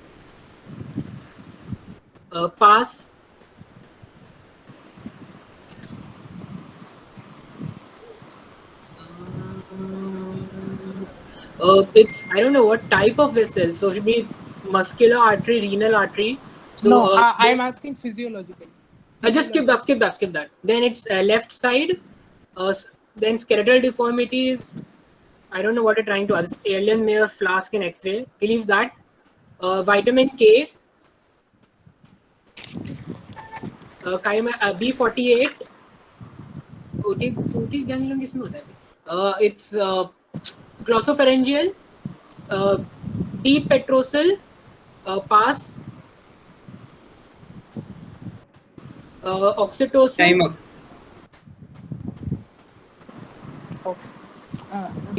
Pranay, what I have got from you is that you have answered in total a total of 13 questions, of which 7 were correct, 5 were passed, and 1 was incorrect. So you get a total of 6.5 marks. Boris, you can note that. Yes, noted. I'll just quickly discuss the questions. So, beta oxidation of long chain fatty acids, correctly answered by you. It initially occurs in the peroxisomes up to the stage of octanoyl-CoA, after which it shifts to the mitochondria. Orotic aciduria, again correctly answered. It is orotate phosphoribosyl transferase and OMP decarboxylase. Very well. Elevation of the eyeball in the adducted position of the eye, it is carried out by the inferior oblique extraocular muscle. You have passed this question. So when the eyeball is adducted, the action of the recti muscles are not significant because a natural tendency for these muscles is to adduct the eyeball. So that was incorrect. Thyroid swelling, which moves, moves with deglutition because it is attached by ligament of Berry. You have passed this question. It's a very commonly asked Viva question. The next slide. I guess you're a little confused here in this question. I meant the physiologically the vasculatory. The answer I was expecting was arterioles.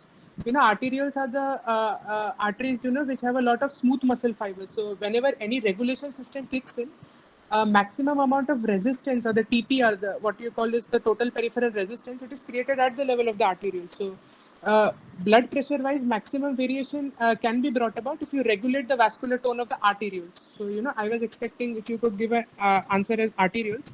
I'm sorry if you got confused. Carbon monoxide, it brings about a left shift to the oxyhemoglobin dissociation curve. Correctly answered. You answered the next question correctly, but you had asked me to not take this answer. I was looking for the Erlenmeyer-Flass deformity, but as what you've told is that I considered this as a pass question. Warfarin, it acts as an antagonist by which of the following vitamin? It's vitamin K. Correctly answered. It inhibits the vitamin K epoxide reductase enzyme. Characteristic apoprotein present in chylomicron, it is ApoB48. A mechanism, it is RNA editing. There is a common gene of ApoB100 which is present in all cells, but in the intestinal cells, because of RNA editing, you get the ApoB48 gene. The peptide chain is shortened. Otic ganglion, you have answered that incorrectly. I was expecting as the main trunk, you have answered it as a glossopharyngeal nerve, but it is functionally present in the glossopharyngeal nerve. Morphologically, it is present in the main trunk of the mandibular nerve. So that's the answer I was expecting from you. Greater petrosal nerve and deep petrosal nerve from the carotid sympathetic plexus forms the Vidian's nerve. You have answered that correctly. And vertebral level of the hyoid bone was passed by you. It's C3. I guess this was seen, so we can change it to the next slide. You also answered oxytocin in time, no? Yeah, I answered oxytocin, the first one.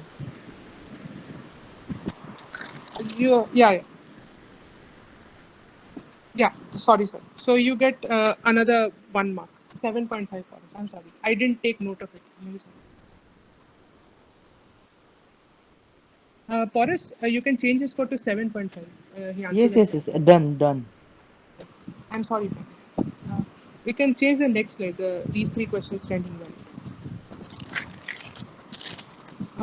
Next participant is participant number 4, Jay Mishra. He's our last participant. Jay, Yes. Are you ready? Yes. So you can start as soon as the slide.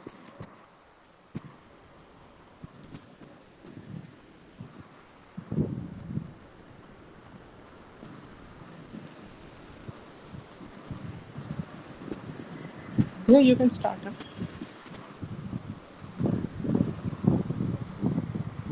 Pass.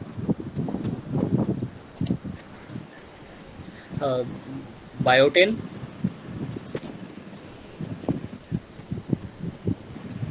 For pass.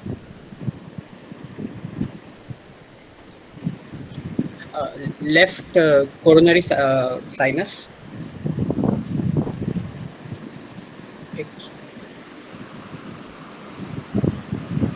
Middle meningeal artery.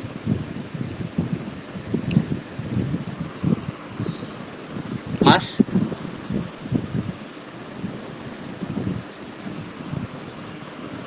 Fifth intercostal space. Time up.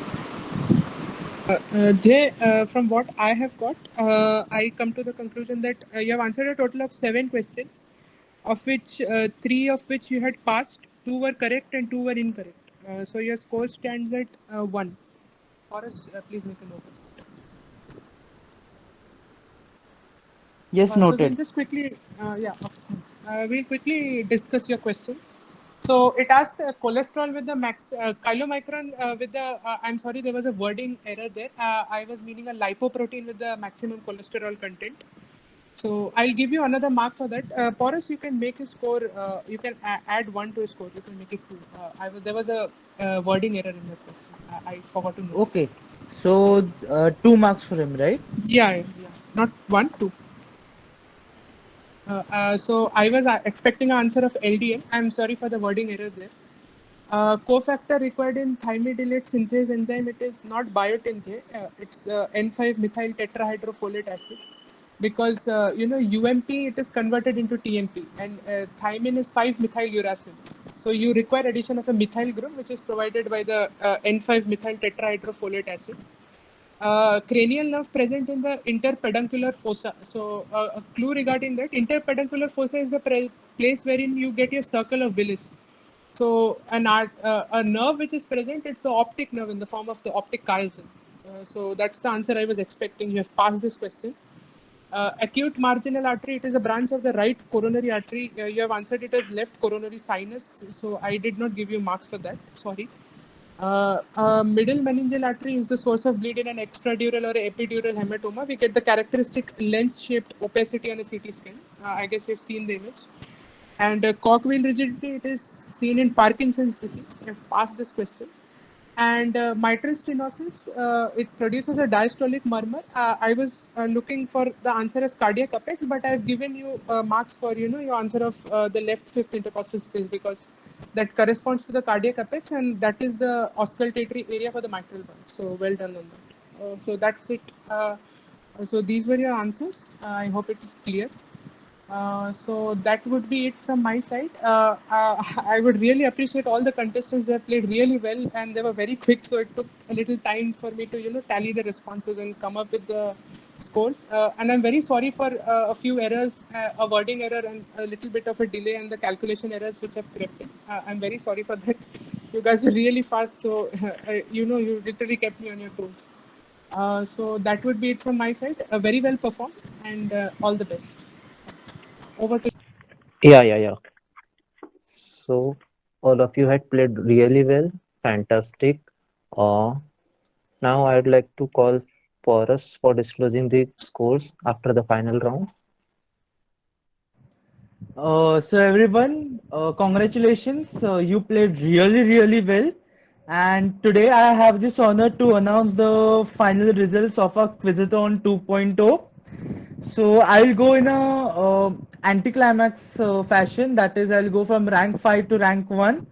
So rank 5 is Dhey Mishra with a score of 12 marks. Congratulations. Everyone, please, can we have a great round of applause for him?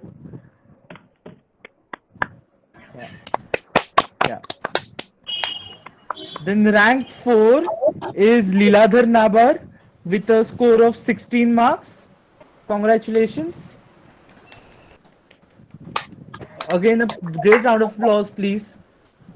You can... Yeah. Then on rank 3, we have Femin Deshmukh with a score of 17 marks. Congratulations once again.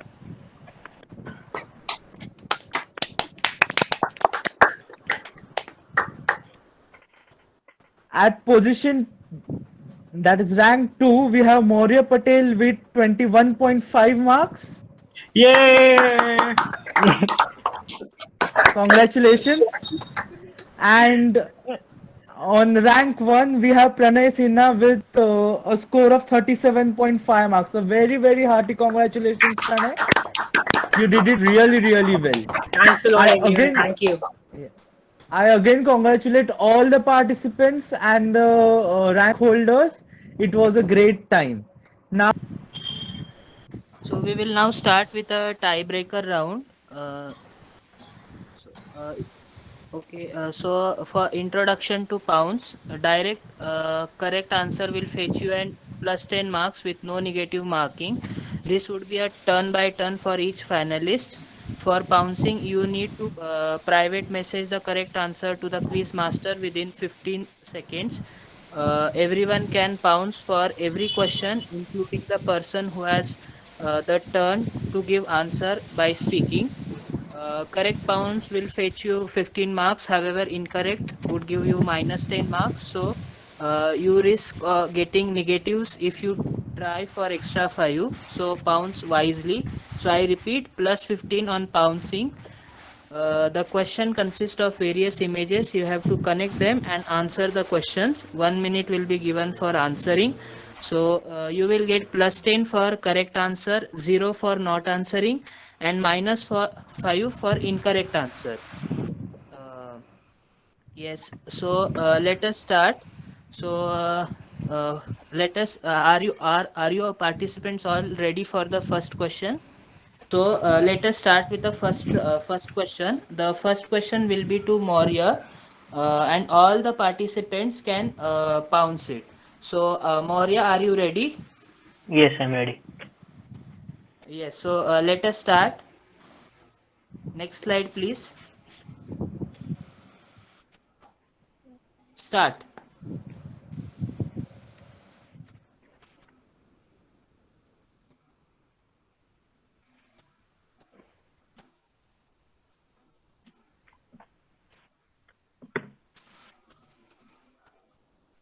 Bounce time up. I have already sent him the message as a bounce. Yes, Maurya, I received your response. You are correct. The answer is Okay. Thoracic outlet syndrome. sorry. I'm Your answer wrong. is wrong. It's You the have Banford. answered it as a thoracic outlet syndrome, but I just need to clarify that in thoracic, here in the first image, you are getting the Horner syndrome. In second image, there is the loss of intrinsic muscles of the hand. The thenar prominence is Inner not and present. prominence. In the third image, you can see that the ulnar nerve, there is a pain along the distribution of ulnar nerve. And the fourth image will show the apex of the lung along with the neurovascular structure which are lying. So the arteries and the axillary artery and axillary vein, they or even you can call it subclavian to be better called, not axillary artery. Subclavian artery and vein, they can due to the tumor, they can compress on these vessel, and that can produce congestion. The answer here is Pankos tumor. It is not thoracic outlet syndrome. In thoracic outlet syndrome, you can get the congestion of vessels, but the image, as it First is image showing only. the apex of the lung, so it is more likely that it is pointing towards some tumor in the apex. So that is one thing. And also, yeah, so that gives you the clue towards the Pankos tumor. I also emphasize on the point that whenever there is a Horner syndrome or a sympathetic innervation of the eye is affected, then it results into the partial ptosis, whereas whenever oculomotor nerve is paralyzed, then it results into complete ptosis. So in this image, you can see there is a partial ptosis on the left side and not the complete ptosis. Yes, so Can you please let repeat the us. partial ptosis logic? I didn't exactly Yes, get it. so only some fibers of the levator palpebrae superioris are controlled by the sympathetic muscle. So Okay. whenever these muscle fibers are paralyzed due to the loss of sympathetic tone, it results into partial ptosis. Whereas when the complete muscle, that is the levator palpebrae superioris, if it gets paralyzed, which is supplied by the oculomotor nerve, then it can result into complete ptosis. In Horner syndrome, there is a sympathetic loss, so you are getting only the partial ptosis. Along with that, you can also note the pinpoint pupil and anophthalmos, and also the loss of ciliospinal reflex and anhydrosis on other side, but these cannot be seen on that image. Okay, so we'll move on to the Thank you. next question. So Yeah, Paras, for this question, if it was a actual round, Mori, you would have got -10 marks. -5 or a -10? Oh, okay, minus. Yeah, because you pounced it. No? Okay, I So, bounced it. yeah. So actually, that's what we want to introduce, because always pouncing may not be beneficial. You can just play safe when the question is directly asked to you, in which case there was no loss. So that's the point. But again, the other person pounces. So I would like to know other pouncing, Kshitij, whether they are correct or not, or like no, that all also. of them, the 3 pounds, they also gets, they have actually answered after the 15 second, but all of them have answered cervical rib syndrome. So Okay. So no No. marks. Okay. Got it. Okay, so we'll move on to the second question. The second question would be to Femin. So are you ready? Yes, I'm ready. So your time starts.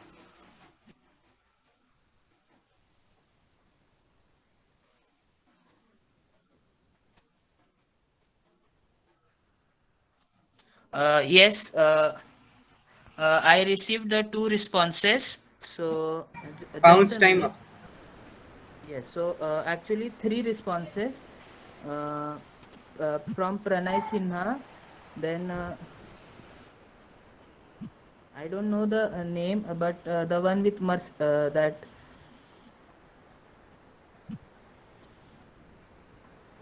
Then Maurya also get correct marks. He has also done. So the who is this person with 8097042488? That's me. Yeah. Okay, so you also get, so all of you have answered it correctly as a multiple myeloma.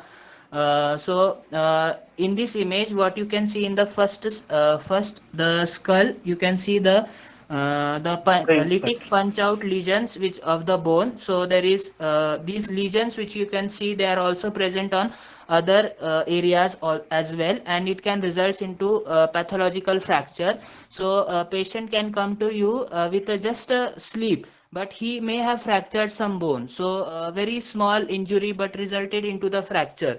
So that can give you the clue for the diagnosis of multiple myeloma. The second image, which is showing the plasma cells, making it very easy for you to answer.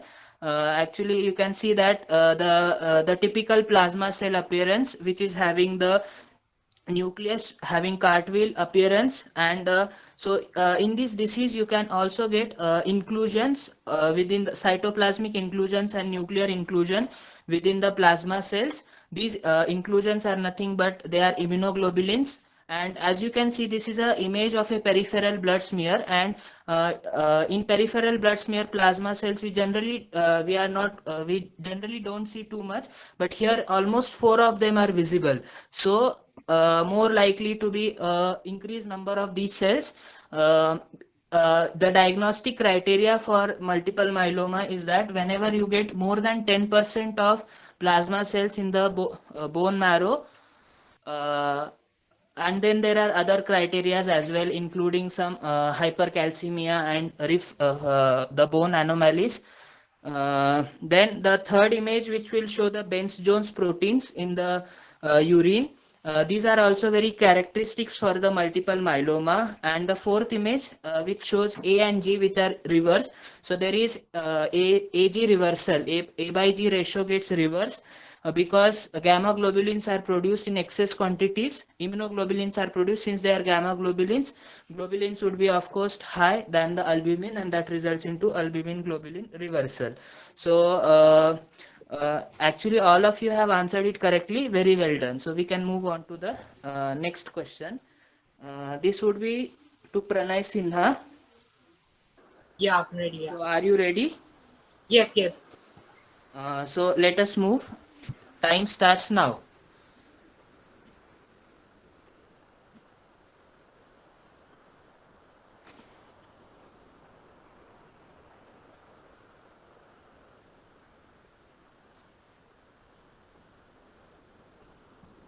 Bounce time up. So I received one response from Dheya. So do you want to answer this question, Pranay? No, I do not know. I do not know the answer. Okay, so the answer which was given by Dheya was rhabdomyolysis. You are incorrect. This answer to this question is McArdle disease. Rhabdomyolysis is actually one rhabdomyolysis, which means the muscle tissue get necrosed and then they are lost. So that is one of the component of McArdle disease.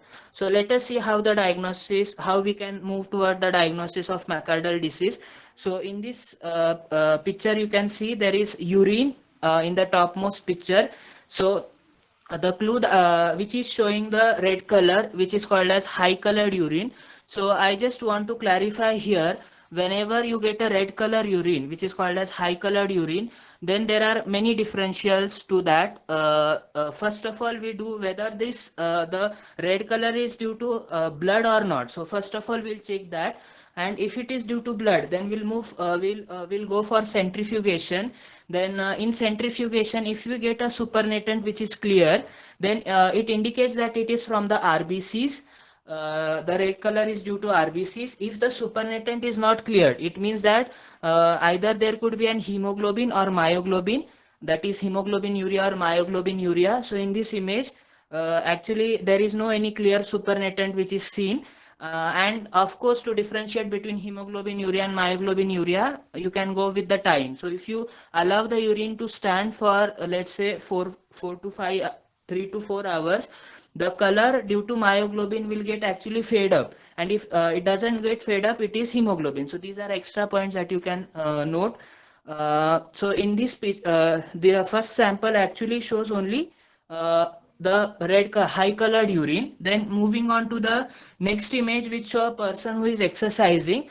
So exercising. Then third image shows the muscles, and the fourth image, will come to the fourth image. But McArdle disease is a disease which generally presents as something a boy, suppose a teenager, then he is exercising, and during exercise he felt a severe pain. He's not able to continue the exercise anymore, and the on urine there is hematuria. So yes, there is a high colored urine, sorry, not hematuria, there is high colored urine. So in this way, typically this McArdle disease presents. So you can get that clue of exercising, the pathology involving muscle from that second image, and a high colored urine, that is the first image. And the last image, which shows you the chicken which is stored in the fridge. So as you know, the muscle, it contains a large amount of glycogen, and which is stored in the refrigerator. So glycogen storage. So very funny way, may not be picked up, but still I just have just a last picture to put up, and I put that. So it is glycogen storage disorder. So actually glycogen which is stored. So glycogen storage disorder, and then by looking at these first three images only, you can make you can get a clue that the disease could be McArdle disease. So this is also quite commonly asked. Glycogen storage disorders, they are themselves high yield for examination. So you have to master on that. And McArdle disease is such a disease which have very distinct presentation from all other, because the enzyme glycogen phosphorylase is absent only in the muscle and not present in the liver.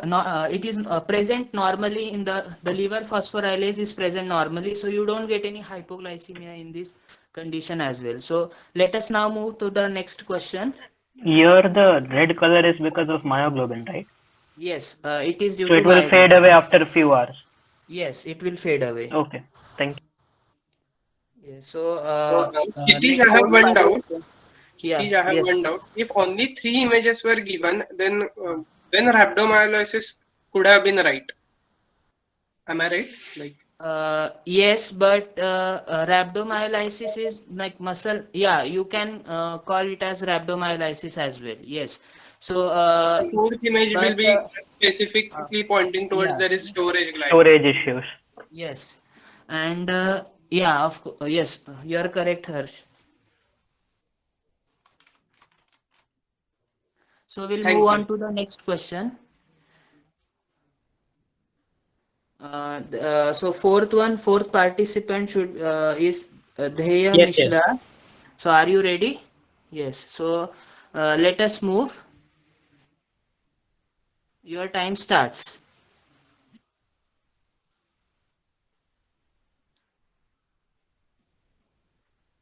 Yes, I have received I have received 3 responses. All of them have answered correctly.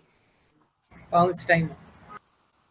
So Dheya has answered correctly as Charcot-Marie tooth disease, Then Pranay Sinha has also answered, and Maurya has also answered correctly. Charcot-Marie tooth disease. By looking at the image of Marie biscuit, it's you can get a clue that it is Charcot-Marie tooth disease. The last image shows the neuron, section of a nerve. So there is some pathology involving the nerve. A number of different proteins have been implicated in the Charcot-Marie tooth disease. The second image shows the high arched foot, and the fourth image shows the curling of the fingers.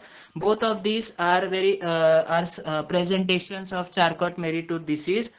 Basically, there are varying presentation which involves the weakness of the lower limbs, and the high arched foot and curling of fingers is some things which are little which are pointing towards the Charcot-Marie tooth disease. So with that, we'll move on to the last question. So I think Leeladhar is not there. So that would be kept for pounds for all of you. So are you ready? Yes. So let Yes. us move. So your time starts now.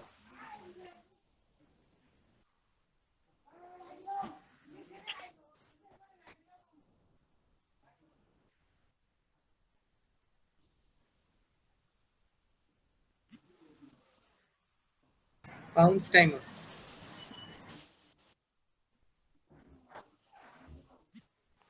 So I have received one response from Femin, I think. She has answered it as emphysema. So partly she's right. Then I also answered one. Maurya has also answered. He has answered asthma. So no, asthma is not correct. We'll see how we will go to towards this case. So correct answer would be COPD. So very characteristic clue that you can get is first of all the barrel. So here there is barrel shaped chest. So which is the feature of emphysema. So that is true. Then the moving on to the second image, here you can see the edema. So the edema which occurs in the COPD, it is due to that chronic bronchitis component. So COPD is a disorder which actually has two components. One is emphysema, another one is chronic bronchitis. The heart failure which typically occurs, it is due to that chronic bronchitis component. Now why does it occurs? It is because the irreversible change in the bronchi, and that would result into hypotension, that would result into hypoxia, and that hypoxia would present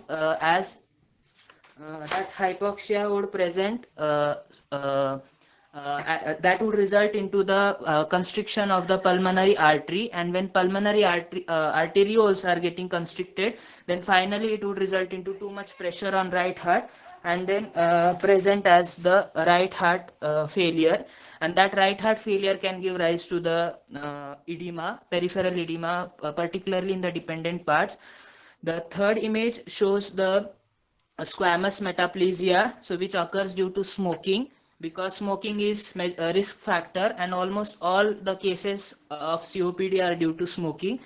Some other etiological agents like fumes are also there, some noxious fumes, but most often it is smoking which results into squamous metaplasia. So if you look at the image, on the left hand side you can see there is respiratory epithelium, the pseudostratified columnar ciliated epithelium, and on the right hand side you can see that it has changed to the squamous epithelium. So this is one of the that is the squamous metaplasia. You will learn this thing much in great detail in second year. So and that metaplasia can actually move on to dysplasia and then into the cancer, and lung cancer occurs due to smoking. So that is the smoking part, and the last part you are getting here is the meter dose inhaler. So probably just by looking at meter dose inhaler, if someone gives us the diagnosis of asthma, that is partly correct, but you will learn in second year that even the COPD is also treated with the drugs like SABA and LAMA, that is the beta agonists and muscarinic agonists. So even these drugs are also given through the meter dose inhaler. So therefore, considering all those images, the correct diagnosis would be COPD, because there is barrel-shaped chest pointing towards emphysema, peripheral edema pointing towards chronic bronchitis, squamous metaplesia giving the risk of smoking, and the fourth one, meter dose inhaler, which is the way by which these patients are treated through inhalation of muscarinic agonist and beta agonist, muscarinic antagonist and beta agonist. So this is the last case which shows that which is the COPD.